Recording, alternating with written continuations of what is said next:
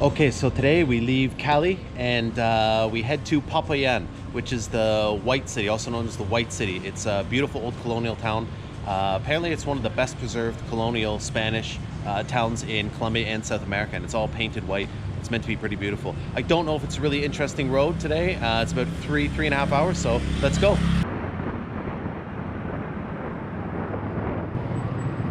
¿Desde dónde viene, comando? Canadá, de Canadá. Esa moto aquí todavía no ha salido, ¿eh? Esa moto aquí en Colombia no la hay. Sí hay, ¿Sí? no mucho, pero poca. hay. Más en Primera vez que la Bogotá. veo. Qué chimba. Gracias. ¿No tiene caica? ¿No tiene caica? Caica, ¿qué es caica? Ah, no de yo, no. Solo de otra gente. Ah, ok.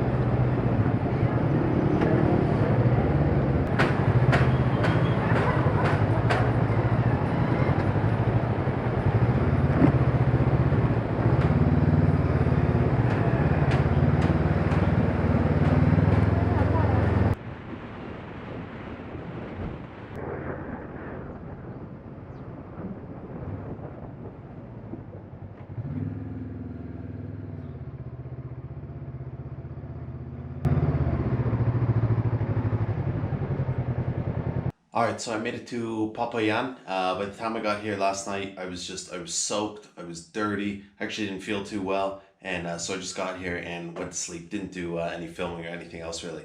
All right, so let's go check out the town here. I've been told there's a little empanada place right around the corner here.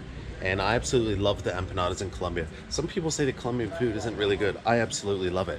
But here for the empanadas, instead of wheat flour that I'd be used to in most of the empanadas, they use corn flour and they deep fry it.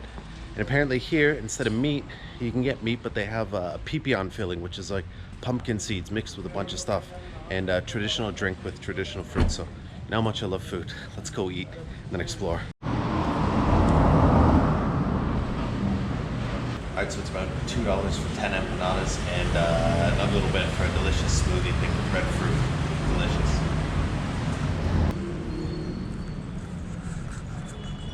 What a neat city. I see why they call it the White City.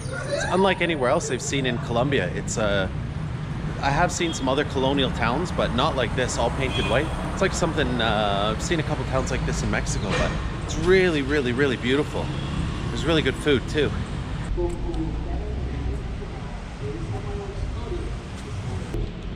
Alright, so we're going to check out the main central square here, and it dates from the 16th century, so the 1500s.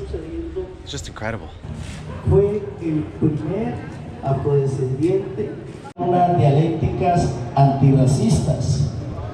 I love these coffee machines. You get a coffee on the street for like 50 cents. Estamos Beautiful. aceptando ningún que es racista y en una sociedad que es racista.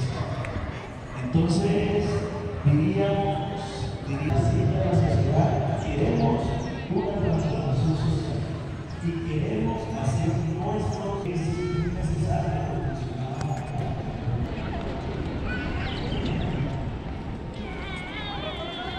Alright, so God bless the people of Colombia. They're so friendly and they're so helpful.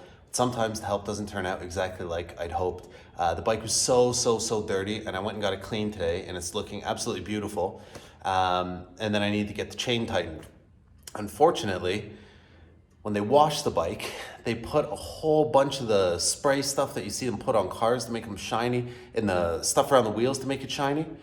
But that stuff's really, really greasy. So at first I saw on the tire a whole bunch of the stuff around the outside tread, and I thought, oh, that's not great. I'm gonna have to clean it off because it's really, really greasy.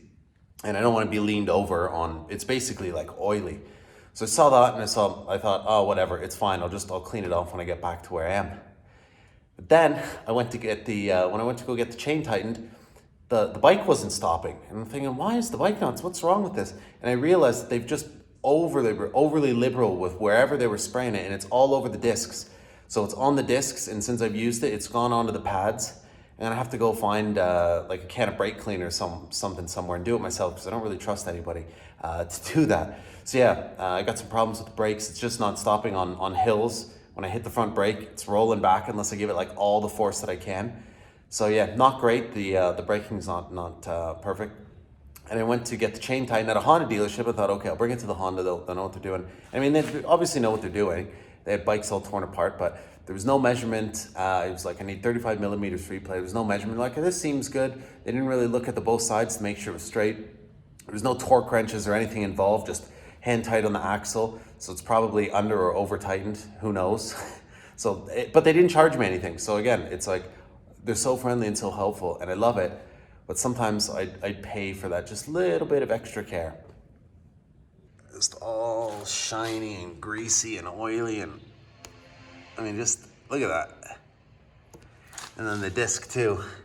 You might even be able to see it. I can feel it when I rub my finger on it. But she looks beautiful and clean, no? So I always love trying any sort of new, different kinds of foods, anything I haven't seen before, especially in restaurants and stuff, but also sort of snacks and drinks, whatever. If something's new and interesting, I like to try it. Sometimes you're very pleasantly surprised, sometimes it's horrible. But sometimes it's really interesting when you find something that you think you know what it is, and then it turns out to be very, very different. So I was in the shop and I saw Gatorade, and I was really, really thirsty. I thought, you know what, Gatorade would go down nice. And I thought it was like orange or lemon or something like that. But it's actually maracuya. I don't know if you can see that, but it's maracuya, which is it's a fruit. It's like a passion fruit, but it's way, way bigger, and it's yellow.